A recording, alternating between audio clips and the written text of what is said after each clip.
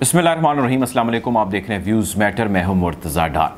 दोस्तों, दुनिया के अंदर बहुत सारी ऐसी डेवलपमेंट्स हो रही होती हैं जो हमारे सामने होती हैं, लेकिन हम उनको उस तरह नहीं भांप पाते जिस तरह हमें उसको भांपना चाहिए या समझना चाहिए, क्योंकि हमें एक ख़ास तरीके से वो समझाई जा रही होती हैं। और बहुत सारी ऐसी डेवलपमेंट्स होती हैं जिसको हम इग्नोर कर देते हैं और हमें कहते हैं यार हमारे रीजन का इससे क्या ताल्लुक़ है, लेकिन आप उनको जब समझते हैं तो आपके सामने बहुत सारी क्लैरिटी आ जाती है। इसमें कोई मुश्किल बात नहीं है। आज जिस स्टोरी का मैं आपसे जिक्र करने जा रहा हूँ, इस स्टोरी में जिक्र है एक अफ्रीकन कंट्री का जिसका नाम है नाइजीरिया। नाइजीरिया के अंदर अहले तशी की कम्युनिटी जो है उसकी आबादी तकरीबन जो है वो 3 मिलियन से ज़्यादा रिपोर्ट की जाती है। हज़रत इमाम हुसैन अलैहिस्सलाम के चहलम के हवाले से जो अरबाईन होता है करबला के अंदर, एक मशी की जाती है, एक वॉक है उसकी याद में, या एक रिजेम्बलेंस के तौर पे मुख्तलिफ़ ममालिक के अंदर एक मशी या वॉक जो है वो ऑर्गेनाइज़ की जाती है। जिस तरह पाकिस्तान में हुई, जिस तरह जो है वो दुनिया के दीगर ममालिक में हुई, इसी तरह एक वॉक का इनेकाद किया गया नाइजीरिया में। इस वॉक के ऊपर नाइजीरियन सिक्योरिटी फोर्सेस ने हमला किया और उस हमले के नतीजे में मुख्तलिफ़ रिपोर्ट सामने आ रही हैं, लेकिन जो ज़्यादा रिपोर्ट सामने आ रही हैं, 8 लोग यानी 8 अहले तशी से ताल्लुक़ रखने वाले लोग इसमें जाँ बहक हो जाते हैं, उनकी शहादत हो जाती है। इस वॉक के प्रोसेस में होता कुछ यूँ है कि सुबह 10 बजे के करीब का ये वाक़या है कि पीसफुल प्रोसेशन जो है वो जा रहा होता है और लोग मुख्तलिफ़ पॉकेट्स के अंदर वॉक करते एक डेस्टिनेशन से दूसरी डेस्टिनेशन की तरफ गामज़न होते हैं। उस पर हमला कर देती हैं नाइजीरियन सिक्योरिटी फोर्सेस, जिसमें पुलिस और पैरामिलिट्री के कुछ दस्ते मौजूद होते हैं। आंसू गैस और शेलिंग की जाती है, जिससे ज़ाहिर लोगों की आंखों में आंसू आने लग जाते हैं गैस की वजह से, और बहुत सारी चीज़ें धुंधला जाती हैं।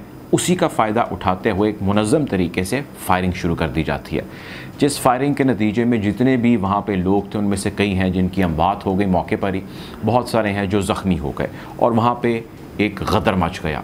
औरतें, बच्चे, बूढ़े, जवान, सभी जो है वो फैमिलीज़ बेसिकली जो थी वो इसका हिस्सा थी और इसमें शामिल थी। वॉक का आगाज़ सुबह 9 बजे हुआ और तकरीबन 1 घंटे की मुसाफत या 1 घंटे का वक्त हो चुका था इन लोगों को, जो इसके शुरका थे, उनको ये वॉक करते हुए। और इसके हो जाने के बाद जो है वहाँ पे एक गदर सा मच गया, भगदड़ मच गई। लोग अपनी जान बचाने के लिए इधर उधर जो है वो भागने लगे, छुपने लगे। थोड़ी देर में सायरन एम्बुलेंसेस के बजने लगे। कई सैकड़ों की तादाद में एम्बुलेंसेस आ गई और उन्होंने वहाँ से जो लोग जिनको गोलियाँ लगी थी, जो छलनी थे, उनको उठाया और हॉस्पिटल्स में पहुँचाया। और पहुंचाए जाने के बाद कुछ हैं जो रास्ते में दम तोड़ गए, कुछ हैं हॉस्पिटल पहुंच के दम तोड़े, कुछ हैं जो वहीं पे दम तोड़ गए। इस वॉक को ऑर्गेनाइज़ किया था इस्लामिक मूवमेंट ऑफ नाइजीरिया यानी IMN ने। ये है क्या, मैं इसकी बात करता हूँ। अब सारे इस असना में जो ख़बरें सामने आने लगी, कुछ ने कहा कि 8 लोगों की अमवात हुई हैं, कुछ ने कहा कि 15 की हैं, और कुछ ने कहा कि 2 दर्जन से ज़्यादा लोगों की अमवात हो चुकी हैं, उनकी शहादत हो चुकी है। कुछ ने कहा कि इसके अंदर माइनर यानी बच्चे भी शामिल हैं। अब जब इस हवाले से नेशनल मीडिया ने रब्ता किया नाइजीरियन सिक्योरिटी फोर्सेस से, तो उन्होंने कहा कि जी ऐसा कुछ हुआ ही नहीं, हमने तो किसी बंदे को नहीं मारा। वहाँ पर मौजूद ऐनी शाहिदीन के जो बयानात जो अल जज़ीरा जैसे इदारे में रिपोर्ट किए गए हैं, वो ये कहते हैं कि बहुत सारी लाशें या बहुत सारे ऐसे लोग जो वहीं पे मौके पे दम तोड़ गए, उनको फोर्सेस ने उठा के अपनी गाड़ियों में डाला और वहाँ से चले गए। ये तो उन्होंने किया एक काम। दूसरा काम उन्होंने किया कि उस वॉक में शरीक बहुत सारे लोगों को, दर्जनों को गिरफ़्तार कर लिया मौके से ही, और उनको भी अपनी गाड़ियों में डाल दिया, क्योंकि कई गाड़ियाँ थीं जिसके अंदर ये लोग आए थे। अल जज़ीरा 57 अफराद रिपोर्ट कर रहा है कि 57 हैज़ बीन अरेस्टेड इस सारे वाक़े के अंदर। अब भाई ये जो मैंने आपसे ज़िक्र किया है, ये था सारा वाक़या जो हो गया है। अब ये वाक़या क्यों हुआ है, किसने किया है? अफ्रीका के अंदर बहुत सारे हमारे दोस्त होंगे जिनको आइडिया नहीं होगा कि मुसलमान की अच्छी तादाद तो वहाँ पर मौजूद है, लेकिन अहले तशय्युई की भी एक अच्छी तादाद वहाँ पर मौजूद है। तो वहाँ पर ये सारा क्या चक्कर होने लग गया और इसके पीछे क्या वजूहात हैं। मैं स्टोरी तो ये खैर काफ़ी लंबी है, इसकी तफसील बहुत लंबी है, लेकिन मैं कोशिश करता हूँ 3-4 मिनट के अंदर आपकी इस सारी कहानी को समराइज़ कर दूँ और उससे आपको आइडिया हो जाएगा कि वाक़या जो हुआ वो तो आपको समझ आ गया। अभी आपको समराइज़ कर दूँगा तो पता लग जाएगा कि भाई किस वजह से हुआ, और ये ताने बाने जो मैं अक्सर आपसे कहता हूँ डॉट्स कनेक्ट करें, ये किस तरह हो पाएंगे।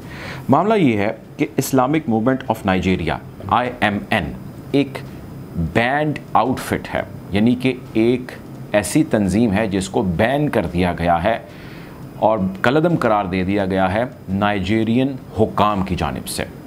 अब इसको कलअदम क्यों करार दिया गया है, इसकी थोड़ी सी मैं आपको वजाहत कर देता हूँ। शेख ज़कज़की, मैं दोहरा देता हूँ नाम, शेख ज़कज़की, ये वो साहब हैं जो अहले तशी कम्युनिटी के वहाँ पे लीडर के तौर पे माने जाते हैं, तसव्वुर किए जाते हैं, उम्र रसीदा हैं, और ये वो साहब हैं जो इस तंजीम के बानी यानी कि फ़ाउंडर तसव्वुर किए जाते हैं, और आज तक वो इस तंजीम को कैरी करते आ रहे हैं। और ये वो तंजीम है जिस पे 2015 के बाद शदीद किस्म का क्रैकडाउन शुरू कर दिया गया नाइजीरियन सिक्योरिटी फोर्सेस या उनके हुकाम की जानिब से। और क्रैकडाउन इसलिए शुरू किया गया, उन्होंने ये कहा कि ये तंजीम मुल्क के अंदर एक ऐसा निज़ाम लाना चाहती है, एक ऐसा सेटअप लाना चाहती है जिससे मुल्क की हाकमियत और सालमियत को नुकसान पहुंचेगा।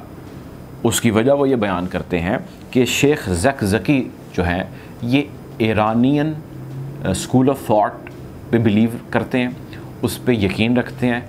ईरान से इन्होंने तालीम हासिल की, इनका इंक्लाइन टूवर्ड्स ईरान बहुत ज़्यादा है, चूँकि ये ईरानियन इन्फ्लुएंस के अंडर हैं और ईरान की इनको सपोर्ट भी हासिल है, वो जिस भी टर्म्स में हो सके। तो इन अदर वर्ड्स ईरान बज़रिया शेख ज़कज़की या शिया कम्युनिटी के इस जो है वो पॉकेट या स्पार्ट की वजह से नाइजीरिया के अंदर अनरेस्ट क्रिएट करना चाहता है, जिसके अंदर वो उनके हवाले देते हैं कि जी 1979 में जब ईरान में इनकलाब आया, उस इनकलाब का ज़िक्र शेख ज़कज़की ने अपनी खुतबात और मजालिस और अपनी जहाँ जहाँ पे वो कर सकते थे उसका उन्होंने ज़िक्र किया, उसका उन्होंने प्रचार किया। ये गलत है, ये नहीं होना चाहिए। ये मैं आपको बयान कर रहा हूँ जो नाइजीरियन गवर्नमेंट का इस पर मौक़िफ़ है। अच्छा, अब मैं आपको थोड़ी सी 1-2 चीज़ें और बताता हूँ। आपने बोको हराम का नाम सुना होगा, आपने उनका जिक्र सुना होगा, और बोको हराम के बारे में जब भी हम सुनते हैं हमारे ज़हन में 1-2 बातें लाजमी आती हैं। वो ये आती हैं कि ये ज़ालिम है, वो ये आती हैं कि ये ख़वातीन और स्कूल की छोटी बच्चियों को उठाते हैं, किडनैप करते हैं और अपने साथ ले जाते हैं। ये 2-3 चीज़ें हमारे ज़हन में आती हैं बोको हराम के हवाले से। बोको हराम पे हम फिर खैर कभी इंशाल्लाह डिटेल बात ज़रूर करेंगे अगर मौका हमें मिला। नाइजीरियन गवर्नमेंट बोको हराम के ख़िलाफ़ बरसरे पेकार है और तकरीबन मोर दैन ए डिकेड हो चुका है कि वो मुख्तलिफ हरबे और पैंतरे आजमाती है कि वो बोको हराम को नकेल डाल सके, जो कि शायद वक्त की ज़रूरत भी है। अब बोको हराम को कंट्रोल में करने के लिए अमेरिका नाइजीरियन गवर्नमेंट का पार्टनर है। वो उसको पैसा देता है, लॉजिस्टिक्स देता है, एमुनिशन देता है, जंगी जहाज़ देता है, हेलीकॉप्टर्स देता है, जो सपोर्ट उसको चाहिए। नाइजीरिया को largely western countries specially America देते हैं टू फाइट अगेंस्ट बोको हराम। और बोको हराम के बारे में ये एक ख्याल किया जाता है, एक स्कूल ऑफ थॉट है और बड़ा स्ट्रॉन्ग है कि ये भी अमेरिका की पैदा करदा है, तो it is America fighting against America. खैर इस डिटेल में आज फिर नहीं जाते, क्योंकि ये अक्सर उसी तरह की डिबेट हो जाती है कि जी Daesh is America and Daesh is fighting with America, so it's America versus America. But anyways to cut it short, again यही मामला, यही माजरा है नाइजीरिया में। और ईरान का इन्फ्लुएंस या ईरान की पेनिट्रेशन एक तरफ रखी जा रही है और दूसरी जानिब जो अमेरिका है उसकी पेनिट्रेशन रखी जा रही है। इसमें एक वाक़या और हो गया, मैं उसका भी जिक्र करता हूँ, वो ज़रूरी है। वो वाक़या ये हुआ कि north eastern part of Nigeria पे एयरफोर्स नाइजीरिया की हमला करती है कल दोपहर के करीब।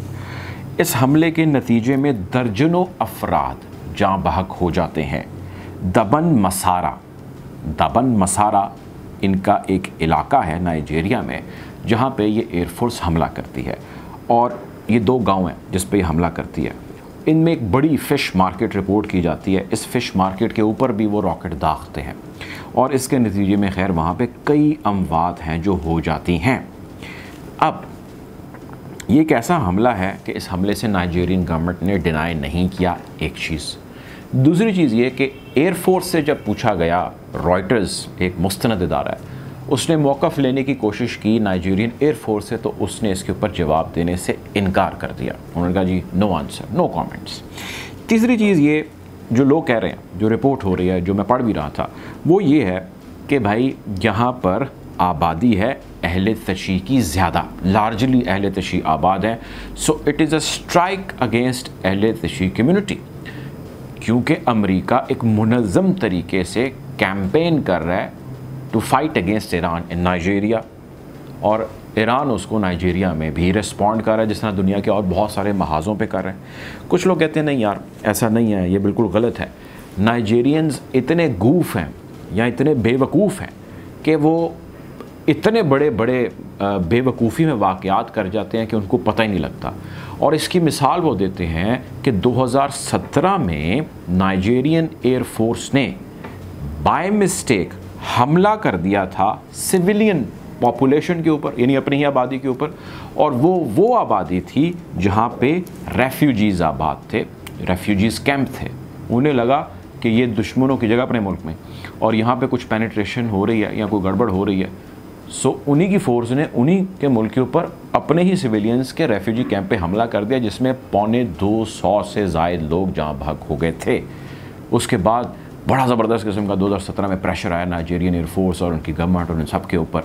अमेरिका ने उनको उस वक्त जंगी कॉम्बैट जो है वो हेलीकॉप्टर्स भी दे रखे थे to fight against Boko Haram. America पे भी बड़ा प्रेशर आया। अमेरिका ने कहा नहीं ये तो पागल हैं, तो इनको तो इस्तेमाल ही नहीं करना आता जहाज़, ये तो ये हैं, ये तो वो हैं, हम अपने वापस ले रहे हैं। और उन्होंने फ़र्ज़ी तौर पे जो है वो मिट्टी पाओ स्ट्रेटजी के तहत जो है कहा कि जी आपको सेल बंद है और ये है और वो है। खैर सारा रिज्यूम हो गया जैसे मामला सॉर्ट आउट हुआ।